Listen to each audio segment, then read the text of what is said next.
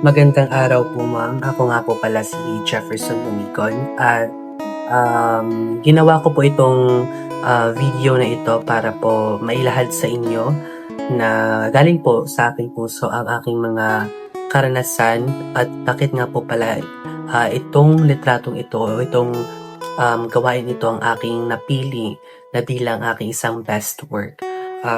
Narito po ang aking showcase portfolio na ginawa ko lang po ngayon lang. Ito po siya. At yung sa loob po ay ganito po.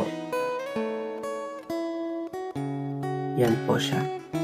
Dito naman po makikita nyo na narito po sa gitna yung best work o yung pinapakita kong best work ko at akala ko, gusto ko ipakita na best work ko po talaga siya kasi nga po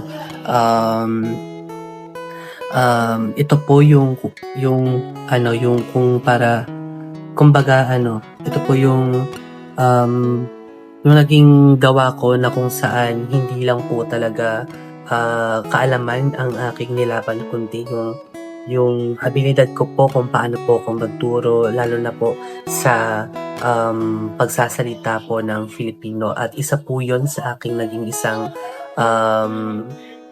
struggle po o yung obstacle ko po na kung saan ito po yung hindi ko po talaga siya hasa sa pagsasalita kasi po though I was born in Manila but medyo nakakalimutan ko na po talaga magsalita ng Tagalog o paano po magsalita ng Tagalog. Kaya yun po yung naging dahilan kung kumbaga ito po yung naging struggle ko po. At kung bakit nga po pala ito yung pinili kong best work ko po kasi nga po yung pagtuturo po, yung pagde-demonstrate po lalo na sa mga bata ay sadyang hindi natin may papaliwanag yung saya na nabibigyan mo sila ng kaalaman na galing sa'yo at isa rin ito sa naging daan po para mapamahal po sa akin yung asignaturang Filipino kasi po noon I wasn't really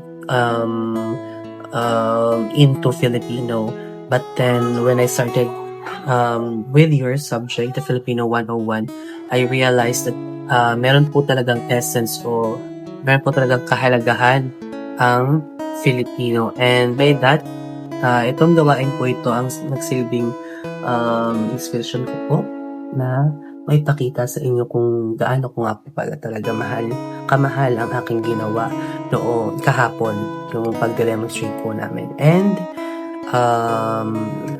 naniniwala po ako na yung ganitong karanasan ay hindi lamang po nagbibigay ng lesson or aral sa atin but it will tell us to keep loving the Filipino subject and the Filipino language. And yun lamang po yung aking reflection dito po sa aking ginawa. At maraming salamat po Ma'am Queenie lalo na sa pagbibigay po sa amin kaalaman sa paggawa po ng ganitong isang napakagandang showcase portfolio at yung pagbibigay sa amin ng kaalaman lalo na po sa asignaturang Filipino.